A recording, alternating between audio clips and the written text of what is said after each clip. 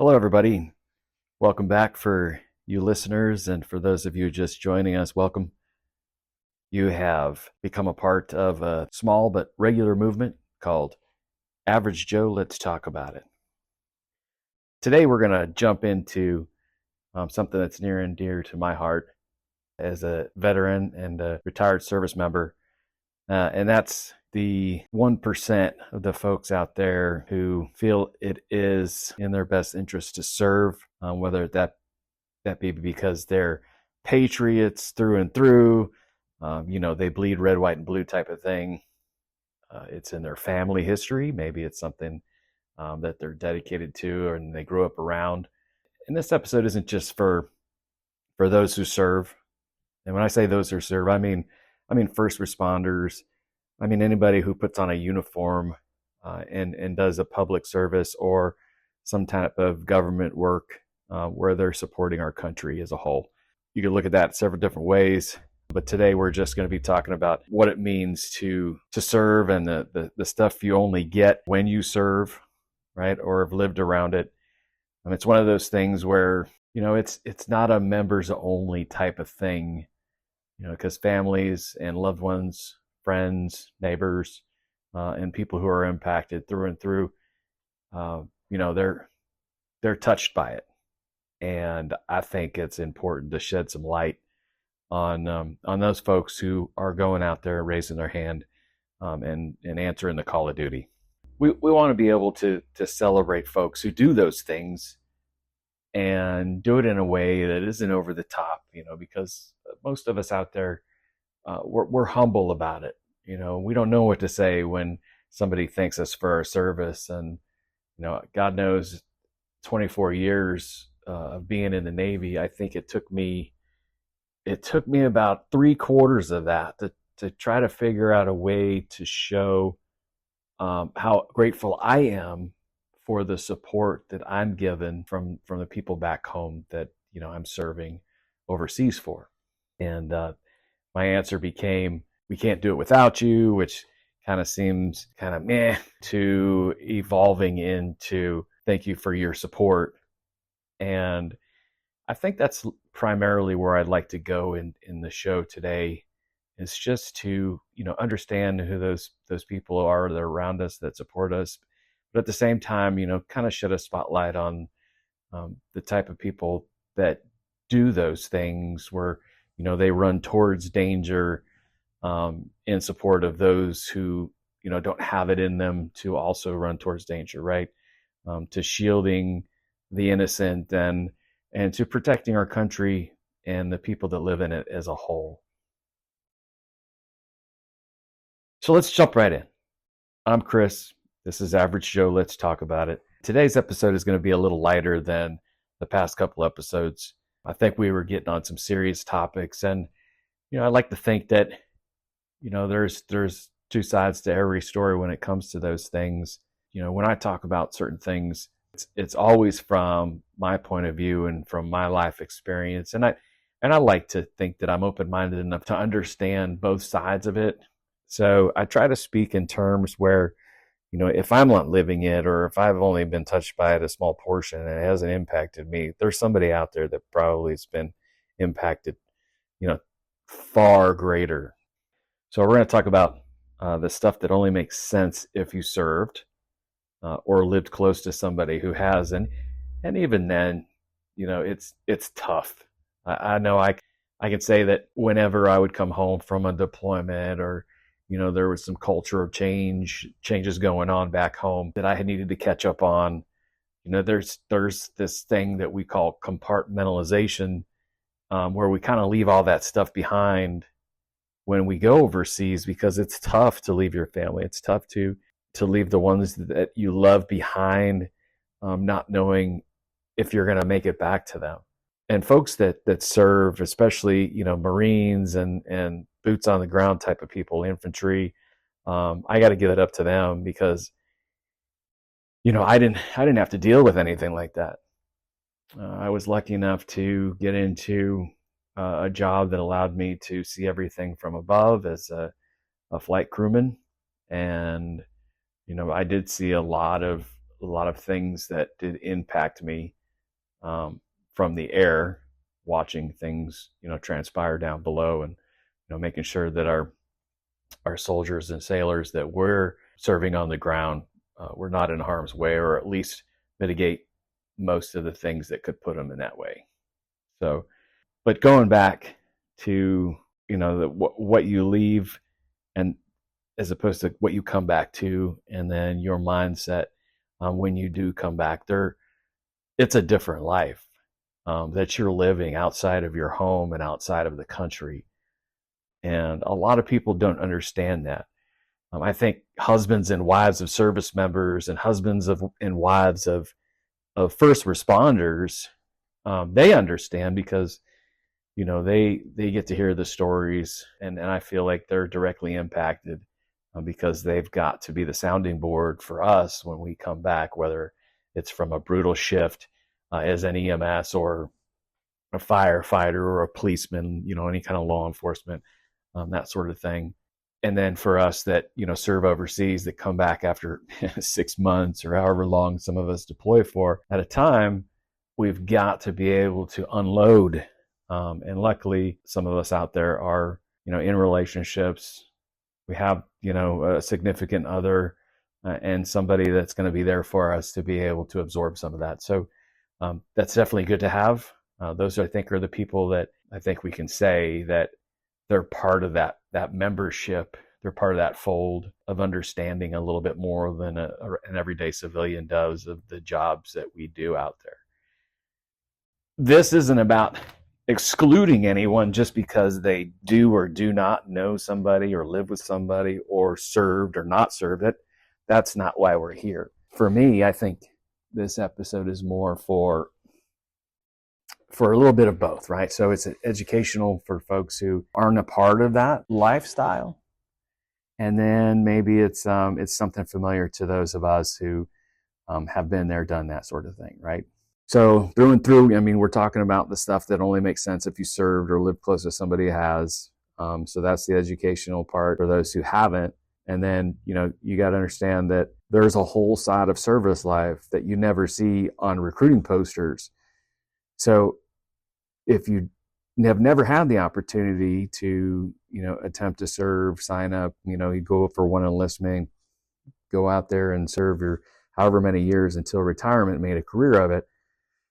Just know that what you see on TV, it's close and it's getting better over time. I think they're pretty loyal to the idea of what's going on out there, but there's still a lot that's unseen and unknown. And here's a good example.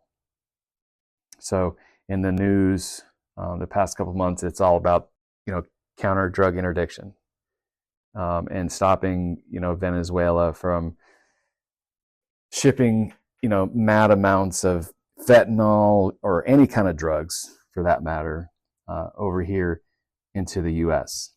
Now, this has been going on for years, right? And it's not just from Venezuela or Colombia. It's South America as a whole, and there are many ways that they can skin that cat to get those drugs up here across the border.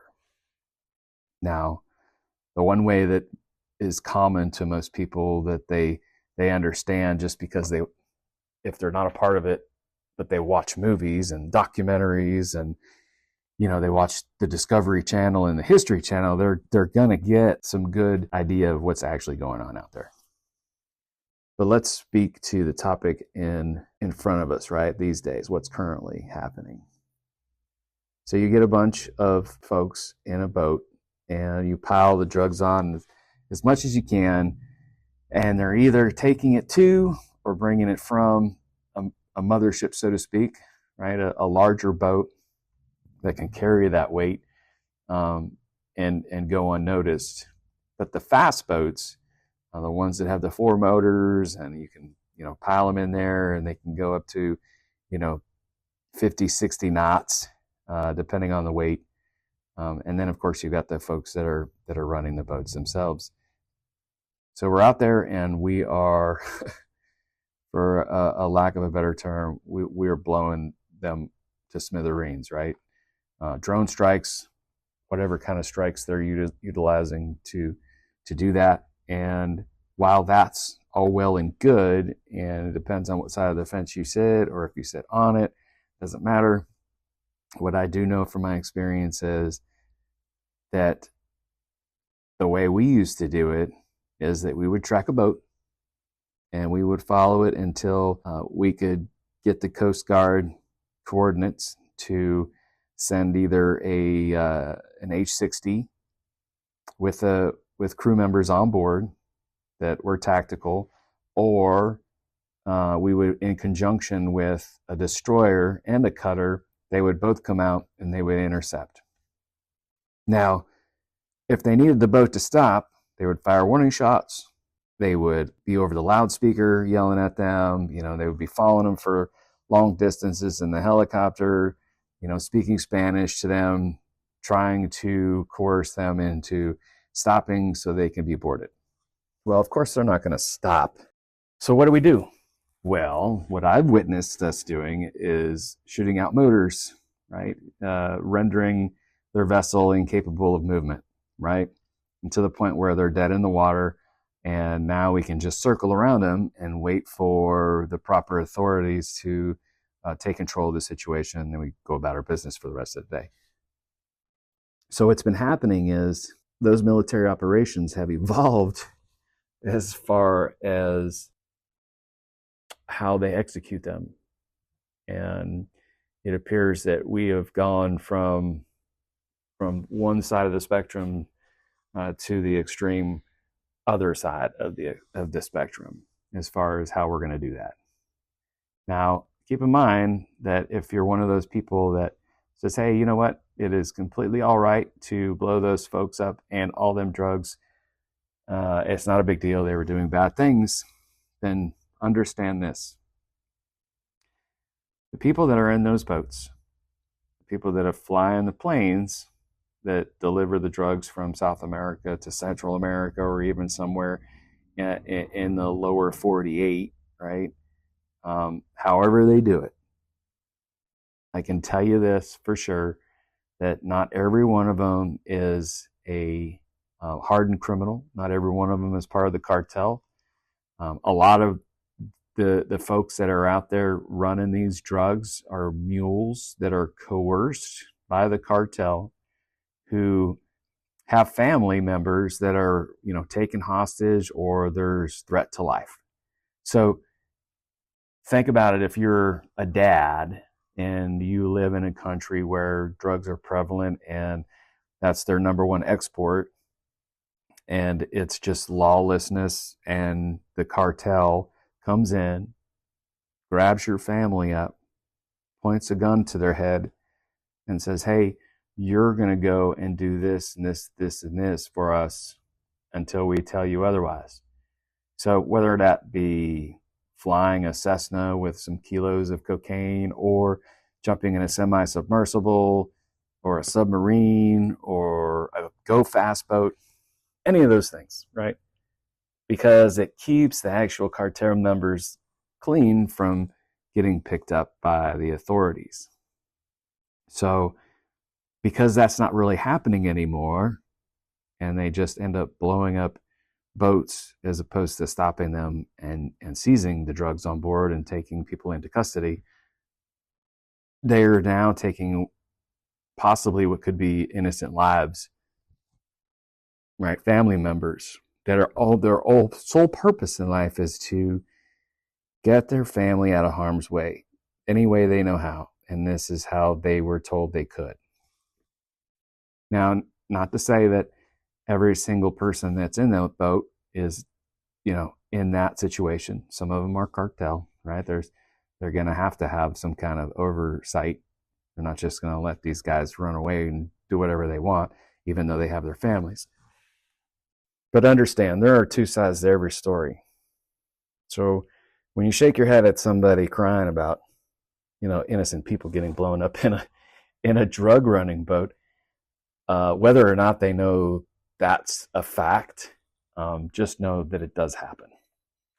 So a little experience from being in the military helps me to understand these things. And it's just one of the small things that helps me understand the world. And I do feel like some countries, they do is at a certain age, you are pretty much conscripted into at least serving one enlistment in the military and then do whatever you want after the fact.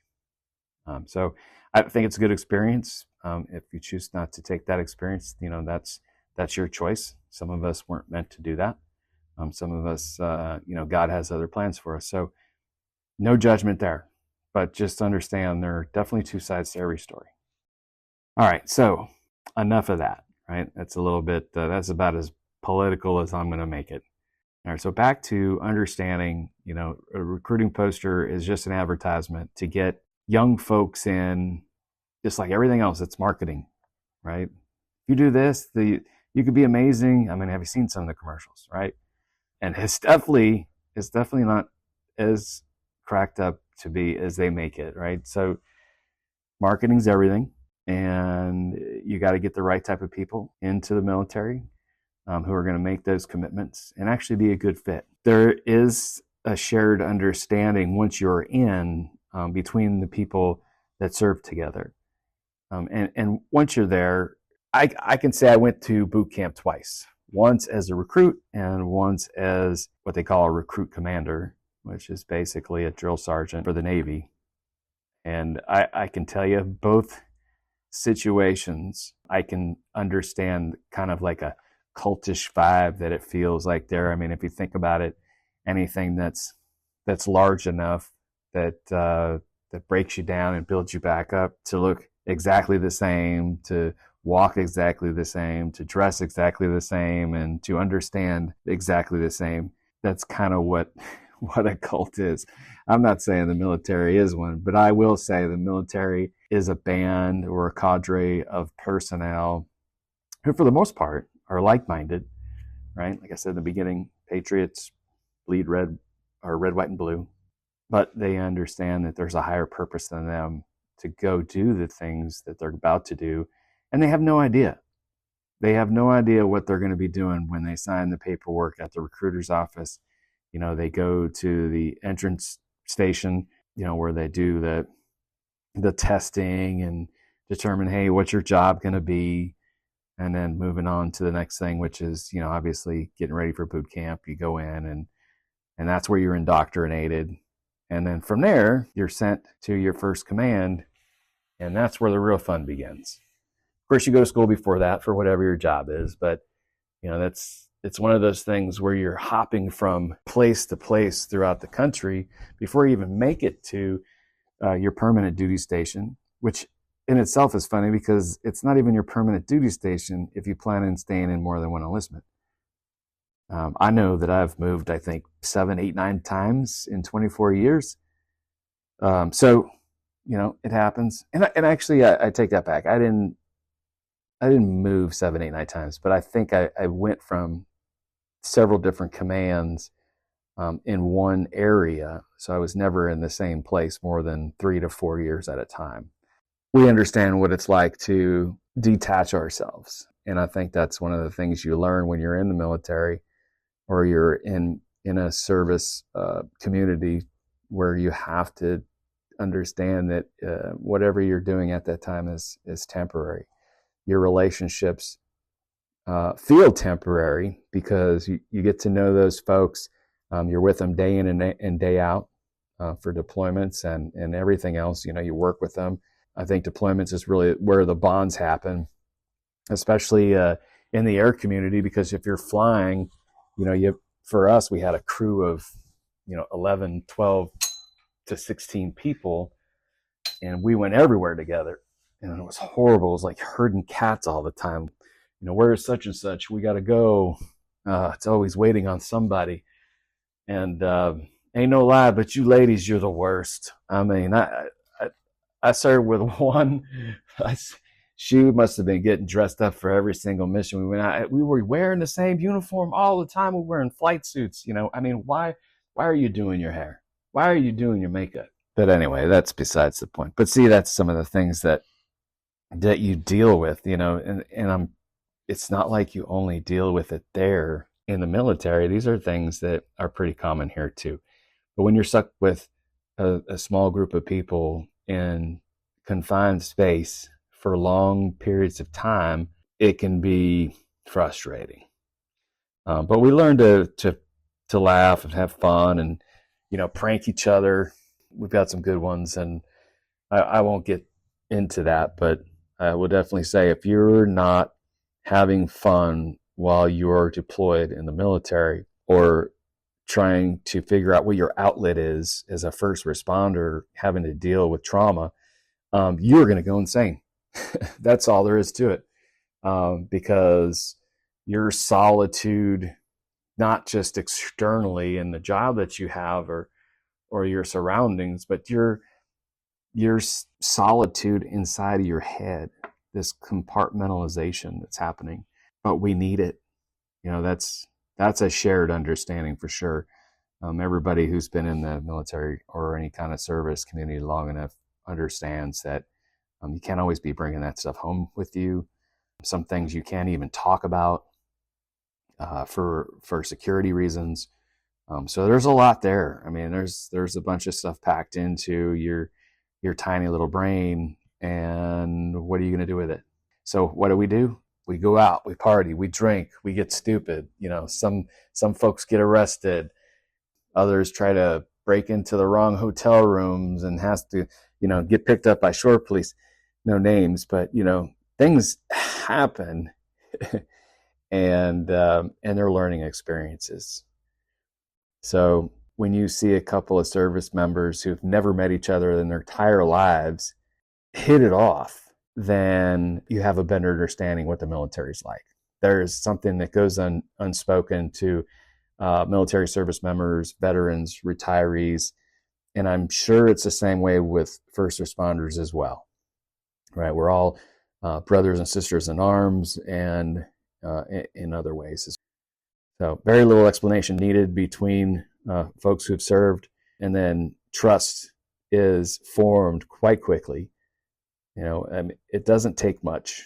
We may not like the person that we have to serve with, and if the trust isn't there, then that makes it even more difficult. So you find ways to get around the personality issues, right? The headbutting that goes on. And there's nothing wrong with challenging each other. But at the end of the day, we got a job to do. And if you can't trust the guy or gal next to you, you're not going to be successful. And so right away, you understand that, you know what, I got to figure out a way to trust this person. And right in the beginning, it's kind of inherent that you should, just because you are military or you're like-minded or you're first responders. I think the trust with the job is one of those things where you're innocent until proven guilty. So basically, you give away that trust freely to that individual because your life depends on it, and until they prove otherwise. And then you figure out ways to get around it, right? It might take a tough conversation. And here's another thing. I mean, you can spot another military member just from a distance without even knowing they're in the military. They're not wearing anything, and they may not even have the same haircut they did when they were in. They might have been retired for a few years now and have like a beard and long hair, and they're looking disheveled. I know a lot of my friends that have retired, and since then have they look like they belong in a biker gang. No joke. But from a distance, you can definitely tell that they served. It's in the way they walk. It's in the way they talk. It's in the way they stand, in the way they hold themselves up. They exude a sort of confidence that isn't easily attained, I guess I would say. You only get that from life experiences, being in the military. And then, of course, the indoctrination part that I keep referring to as far as boot camp goes, they're going to weed all that slouching and all that disrespect out of you. So, some people show up saying, yes, sir, no, sir, yes, ma'am, no, ma'am, type of, and that's cultural background. But there's a lot more to it than just words. And then, understanding that it's kind of like a shorthand. It doesn't need words. There's familiarity in the words we use when we speak to each other. So if you ever heard two veterans or two military members talking to each other, my wife used to bitch about it all the time because we would just talk about work. And, that's all we had. That's all we knew. It evolves eventually. You understand how to put that aside when you go home. But in the beginning, it's tough. And some people never grow out of it. And just know this, right? It's not better or worse, that we can do that. We're just different. We're built different. We understand things differently. We have a different language, a different slang, but we can pop in and out of that stuff anytime.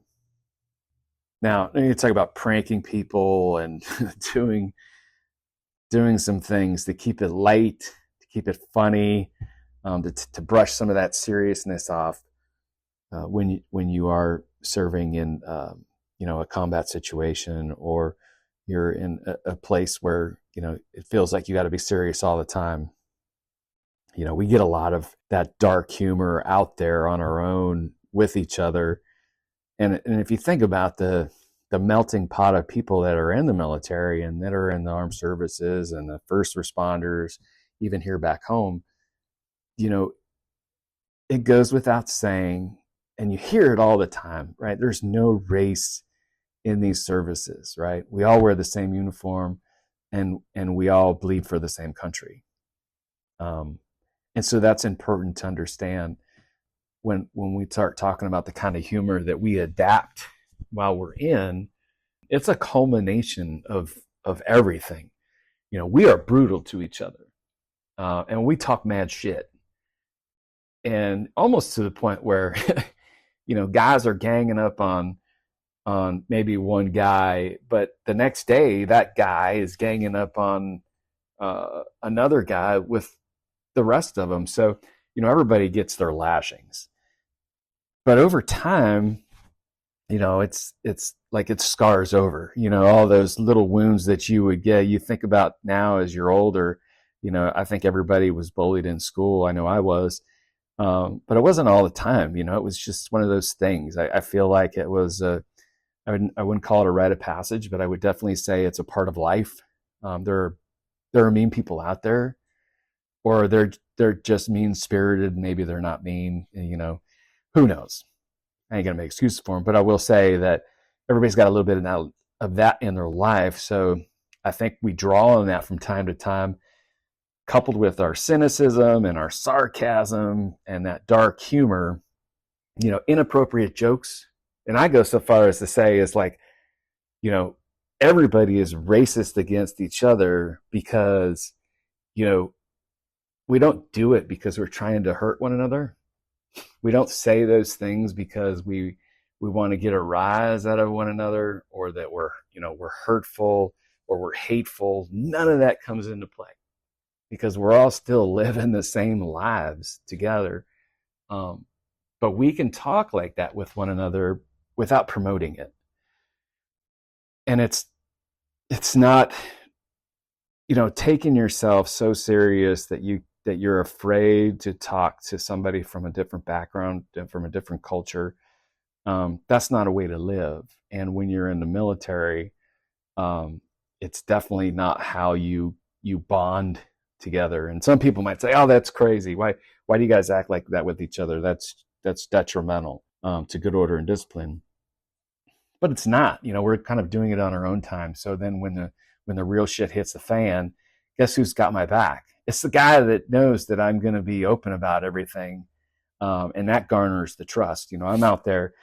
I may be talking shit on when we're off duty and we're having a good time, and I would go as far to say is there's guys out there that would beat each other's asses off duty, whether because they drank too much or just because somebody went a little bit too far when they were, joking around.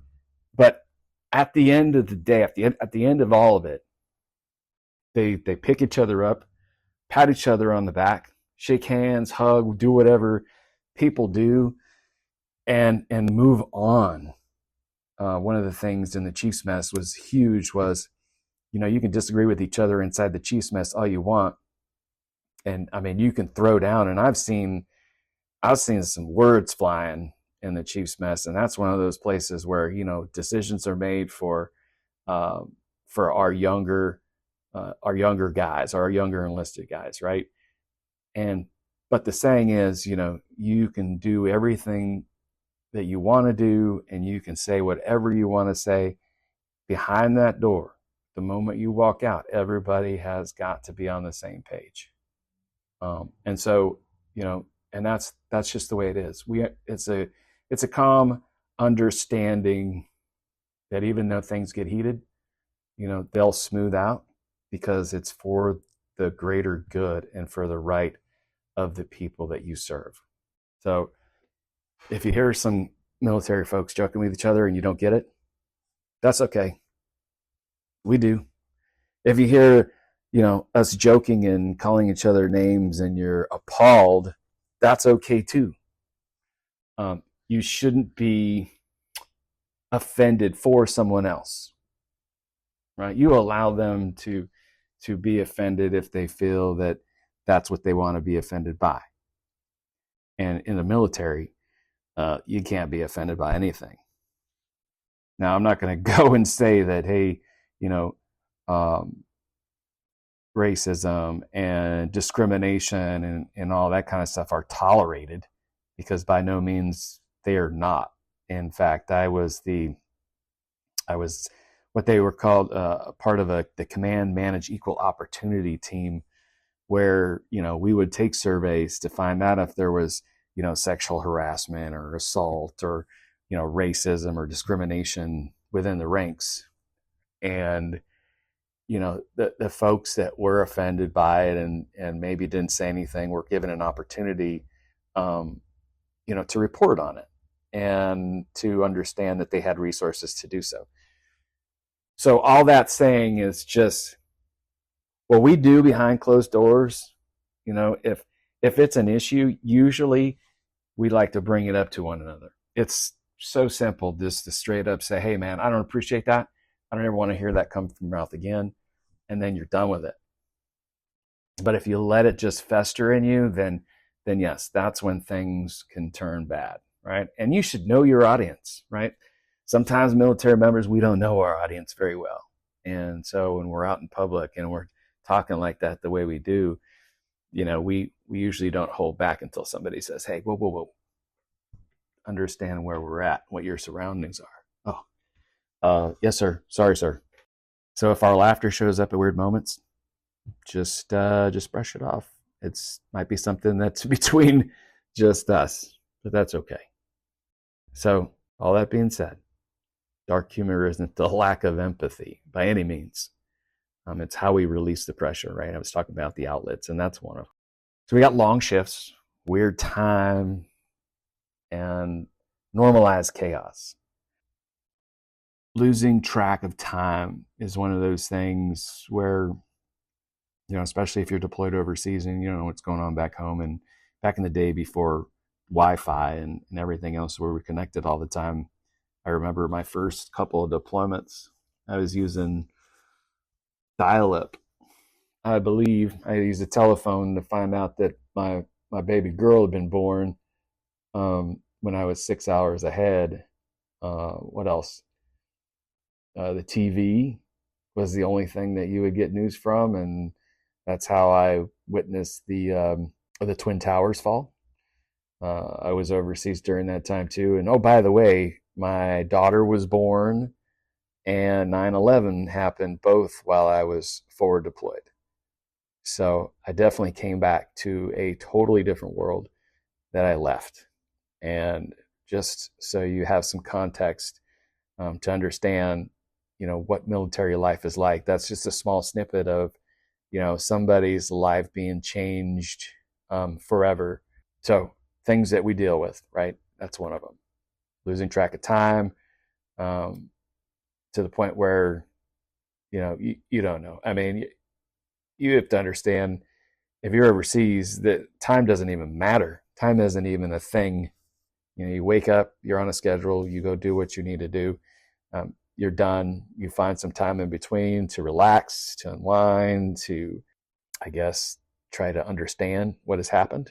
And then you move on. And then there's working odd hours. Oh, God. Yeah, so ready alerts were a thing. We had 3 different shifts. I think I was on a mid shift, which is like, I guess you would call it third shift, right? So you got day check, you got night check, and you got mid check in the military. And so you got to figure that late one was, starts at 11:30 and goes until 7:30 in the morning. And those are the longest hours of the day, I swear. I don't even know how I managed it. I only did it for like 6 or 7 months, and I was at home. So, but overseas it's different. You come to expect something like that because you're forward deployed and anything can happen at any time. And going back to 9/11 happening on my first deployment, that was my first experience, my first taste of being overseas in a combat situation. Understanding that as far as we were concerned, the world was on fire. And then evolved into Iraqi freedom, going into Afghanistan and doing all those things. But I mean, those are just the negative things that happen. There's so many highlights to, my military career. I could go on a podcast for hours and talk about all the great things that have come of it. But there was, as always, all the things that we have seen on TV that we understand are negative detractors from life. And, you folks at home, they find a different way to tune it out. In the military, it's always in our face because we got to deal with it. Armed Forces Network, if you don't know what that is like military news all the time, like CNN and Fox News here, except it's what's going on in the world, military-wise, all the time. Some of the stupidest commercials I ever seen, too. That's what I take away from that. It's the commercials. I can't even remember them because I just blacked them out because that's how bad they were. But the chaos becomes routine. And you don't even recognize it being chaos anymore because you're just going. And the only time you really get a chance to think about what time it is or what day of the week it is or how many more days are left in this deployment is when you get towards the end.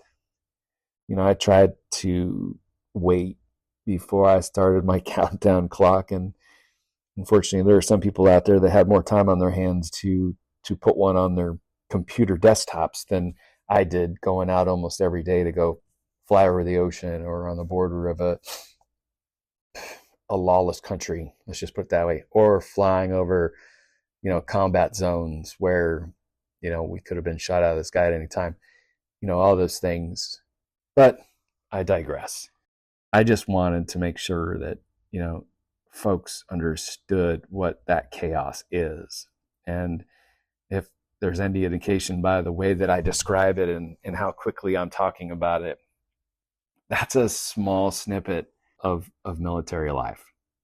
But you do have a way, or you do find a way to find that calm under pressure and to the point where it feels normal.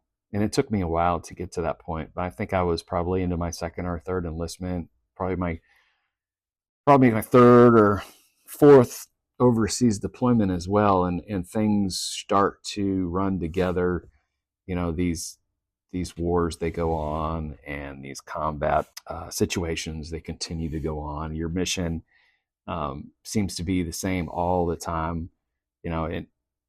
I was a P3 flight engineer, so we did aerial reconnaissance, counter drug interdiction, and very little anti-submarine, considering that was the primary mission of the airplane. But I think I spent more time over the desert, flying in circles, making sure that, the Marine Expeditionary Forces and, our special operators down on the ground were not in harm's way, or at least calling out where potential harm could be.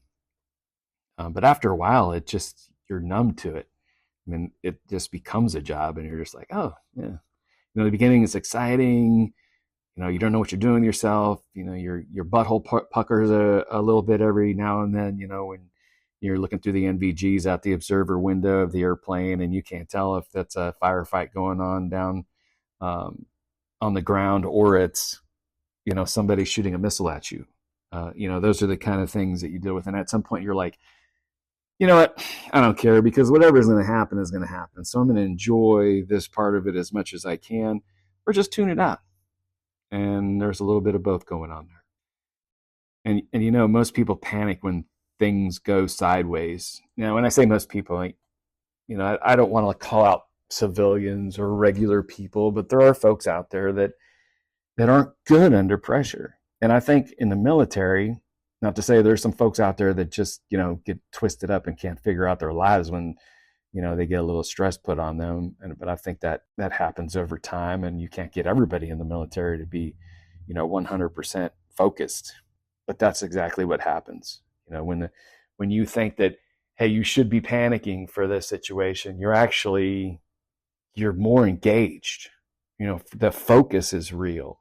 And that's where the training kicks in. It's a knee-jerk reaction because your monkey skills have been so entrained into you that whatever it is that you need to do, you're already doing it before your brain is firing, right? So your muscle memory, for instance, we get a fire in one of the engines. We have 4 of them. Cool, whatever. I see the light. I hear the horn. I'm going for the emergency shutdown handle because we don't want it to get worse. The only part about it is that I got to verify with the pilot that I've got the right handle. And that's time consuming. And even though it takes 0.01 seconds to make sure he says you have it, I hated that. And I don't think I've ever pulled the wrong emergency shutdown handle, but I guess it's happened in the past, and that's why we do it that way. But what's really tough is the silence after the chaos subsides. What do you do then? And so, like, military folks, first responders, people who deal with trauma on a day-to-day basis, going home to the quiet, or going back to your little Kwanzaa hut or your container living unit, you're alone. Maybe you've got a sleeping partner, you got a roomie that you might be able to talk about with. I know I did on several occasions. But if you're alone and you're thinking about these things and you're in your thoughts about it, you could start overthinking it. And if you don't have a place to unload that, or kind of just take it all in and I guess absorb what has happened, it's tough. And that calm at the end of it all is achievable, but it takes time to get there. Just understand that, we're not crazy. We don't come home crazy, because we certainly didn't leave crazy. It's just there's some things that go on that, we don't have a place to unload them at the time. And, hopefully when we get home, all that stuff is put away still. And we have figured out a different way to deal with it. And I think I've done a lot of that. I think there's probably aspects of my military career and the things that I've done in the 24 years of service that my wife probably doesn't even know about or doesn't understand. And that's okay. I don't need her to have that full understanding. I need her to, I needed her just to be there for me when it got piled on too high. And she was amazing. So when you come back and, everybody's living their normal life, it's abnormal to you because you just left your normal life. You just got done with your trauma shift, or you just got done fighting a fire, or you just got done with a 6-month deployment where, you saw folks dying, all of these things.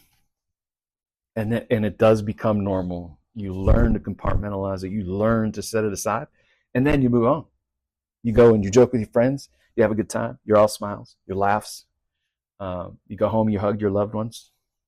And then maybe you lay in bed for a few minutes thinking about what happened over the course of the day. And then you put it away and go to sleep. and you wake up in the morning and you go do it all over again. Why? Because that is what true patriots do. And then later on, if something happens that we can't deal with it ourselves, we have to be strong enough in ourselves to understand that we can't do it alone and we need to reach out for help. So, not to get serious, but just to put it out there that if you're struggling with something, whether you're a military member, a first responder, or just a person in general that feels the weight of the world on your shoulders, figure out a way to get rid of it. It don't need to be there forever. And you don't need to own it. Share the burden.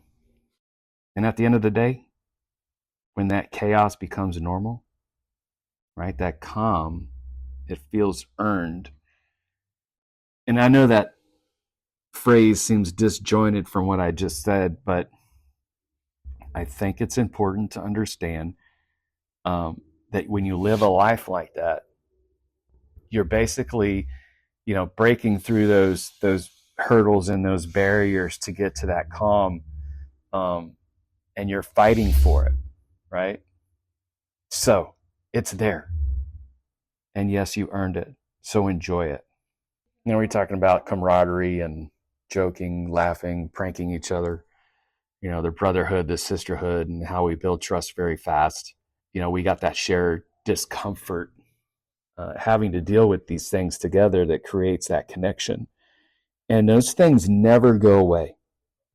And it's unspoken, because I can tell you that I've got a lot of really good friends that I reach out to from time to time. Well, I take that back. Like, if I'm being honest, they probably have maybe like 2 or 3 really good friends that I speak to, on the regular, and it's probably been a while, so I probably should reach out here soon. But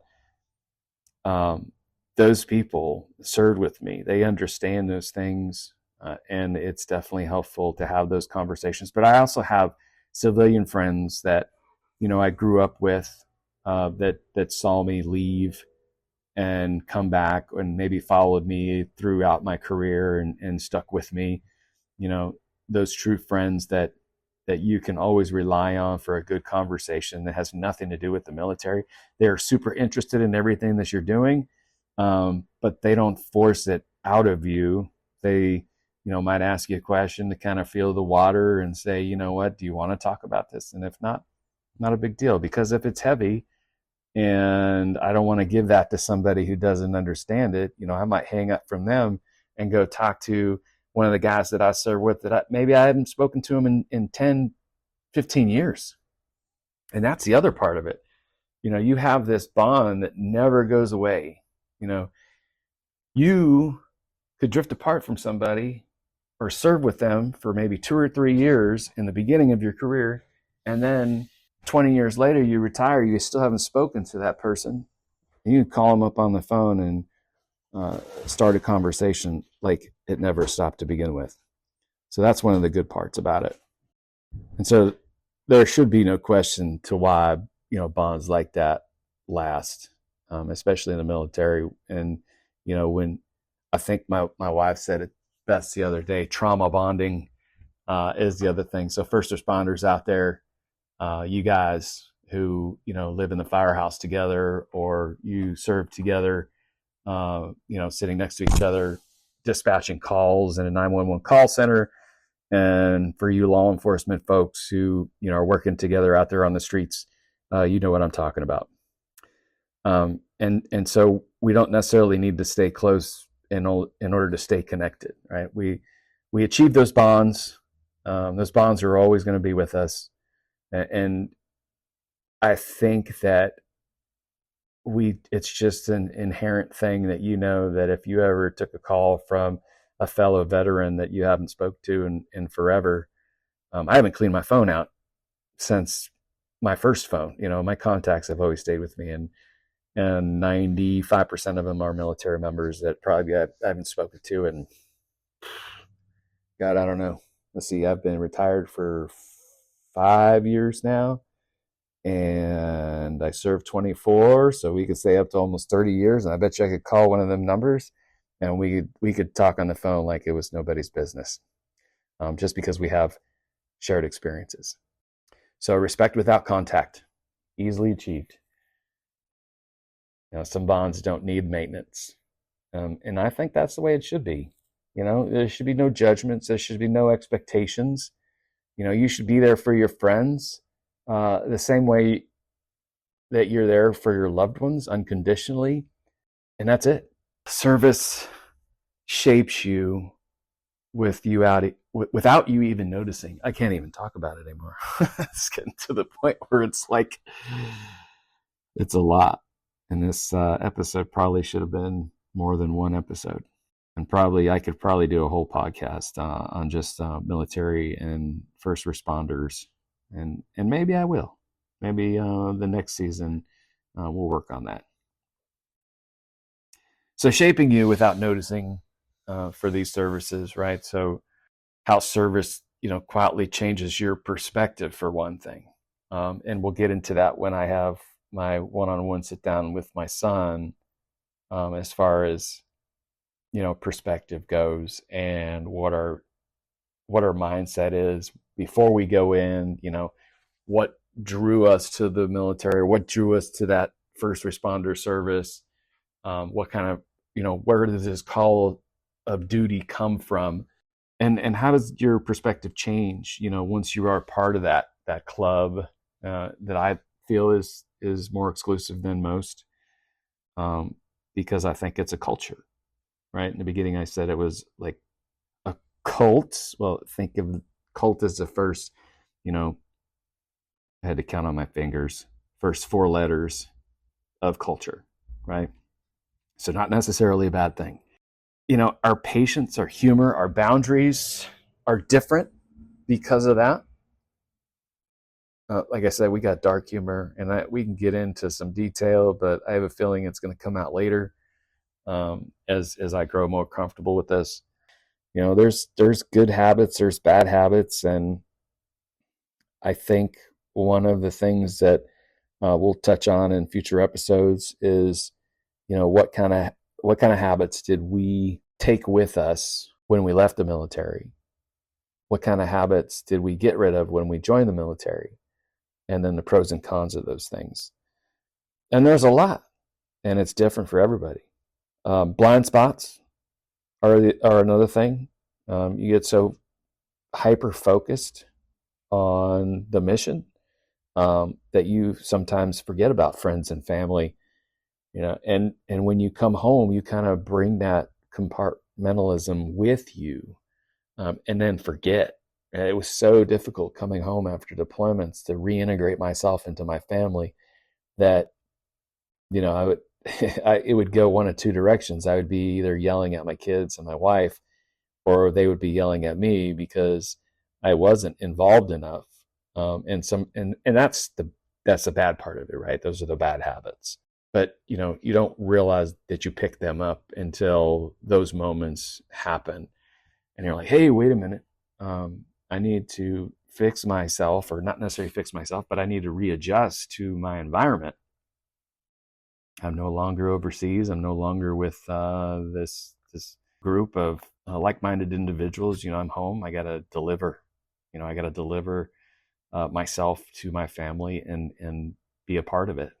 And that was really hard to do. But after a while, you start to understand. Instead of waiting till I got home to adjust, I started making those adjustments prior to coming home. So then that way I was more in tune to what was going on around me. So some habits help everywhere, and some do not. Having structure, being able to be early as opposed to on time, organization, all of those things that an employer likes in an individual. That's why military service members and veterans are hired probably a lot more quickly than regular folks out there. So military service doesn't just teach skills, it shapes how you see the world. One way that we do that is because we have the opportunity to go see parts of the world that folks back home do not get to see. They only get to see bits and pieces of the news and however the news wants to portray the world outside of the United States of America. But as a military service member who's been overseas many times, third world countries, it was always nice to come back home and embrace what we had, because it's like nothing else in the entire world. I think the only other place that I've been to that was similar is England, and I wasn't even there long enough to really truly understand, what their culture was like.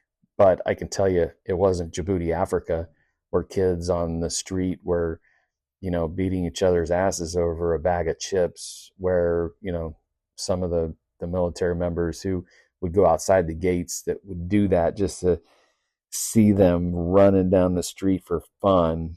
And by no means do I condone anything like that.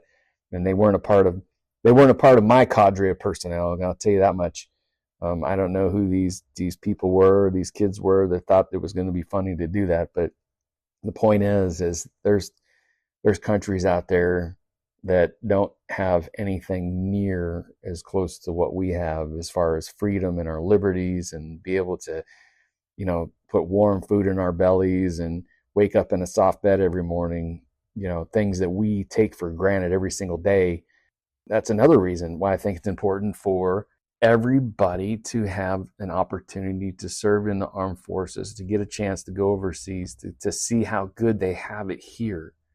We don't necessarily want to indoctrinate you and make everybody a military member. I mean, Israel does that. They conscript all their and as soon as you're an adult, boom, you're going into IDF. I think they do that, probably for their own reasons. But as far as I'm concerned, I think everybody should, join the service for at least one enlistment, even if it's for just a couple of years, in order to get the experience that some of us aren't able to get, because we come from poor backgrounds and we don't get to travel. We don't get to see all these great places unless we do. In the coming episode, and I'm still trying to nail down when it is, I'm going to sit down with my son, because I think it's going to be a lot more interesting, especially hearing a perspective from the younger generation of what the military service has become, and under different administrations. It changes all the time, but, just like everywhere else, when the CEO changes, obviously, everybody down at the bottom, top down, leadership, you're going to feel it. If everybody wants to institute new rules and stuff like that, and, leadership changes, leadership styles change. But I was able to endure through, 24 years. So you got to figure, I joined in 97 and I retired in 2021. There was a lot of change. Probably not as much and as quickly as things changed during the time where my son was in. And he joined in 2019, right before COVID. And then he got out in 2022. It doesn't matter. He spent 5 years in. The point is, in the episode where him and I will be discussing, is just the different generation, different leadership, same uniform. Things are constantly evolving. How we do business is always evolving. Sometimes the old ways aren't the best ways, but neither are the new ways. So we talk about, what we think a happy medium would be, what was the best and the worst things that we got out of it, what kind of things that we took with us that we left behind after boot camp, and some of the things that we brought back home after military service was over. Should be a good, interesting episode, but it will be interesting to see how different generations experience certain things, staying in that uniform, the world changing around us. And so, yep. And in the coming episodes, at some point when he commits, I'll be sitting down with my son to talk about that difference. No hype, just curiosity. We're not going to be slamming the young folks, because things are done differently. And I know that's where we like to go. And I think that's a failure on our part to look at somebody and say, your age has something to do with it. So I want to keep an open mind and understand that we appreciate everybody who serves, and not just because we served ourselves, but because we understand what it takes to make sacrifices. And everybody makes sacrifices in their own way. I just think military members and first responders do it in a way that nobody really wants to do and nobody really wants to talk about. So maybe we'll get into some of that. We also appreciate those who support us and them and continue to do so. And I'd like to think that it's not just because you have a family member or a loved one in the service or in the first responder service. I would like to think that you support them because you understand what it is that they are doing and are grateful for them doing it so that you don't have to. Not only that, but us and them, we are here to keep you safe and to get you and keep you out of harm's way. And I think we should be more like partners in that mission together, but we definitely can't serve without support. So please remember that. So if you served, lived around it, or just wanted a glimpse into that world, thank you for being here. We'll keep the conversation going next time. As if this one hasn't been long and drawn out as it is, I hope that we kept you listening. Right now, I'm going to go and I'm going to chop out half of this so you don't have to endure all my ums and long pauses. Once again, thanks for joining us here at Average Joe. Let's talk about it. And we'll see you, talk to you, hear you. Maybe you'll comment on the next episode. Take care. Be safe. And remember, all in, all the time.